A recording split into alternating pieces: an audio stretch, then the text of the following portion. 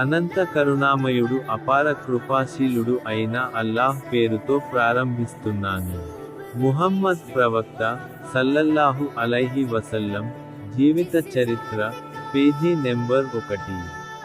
మహాప్రవక్త సల్లల్లాహు అలైహి వసల్లం జననానికి అరబ్ దేశాన్ని ఎంచుకొనుట సృష్టి ప్రక్రియ.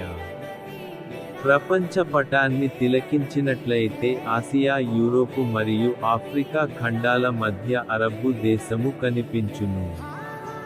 ముహమ్మద్ ప్రవక్త సల్లల్లాహు అలైహి వసల్లం గారి జనన కాలంలో ఆఫ్రికా, యూరప్ మరియు ఆసియా ఖండముల సంబంధములు అరబ్బు దేశముతో ముడిపడి ఉండేవి. అరబ్బు దేశములో ఈ ఉద్యమము చేపట్టిన అది సులభముగా ఆసియా, యూరోపు మరియు ఆఫ్రికా ఖండాలలో విజయవంతంగా వ్యాపించేది.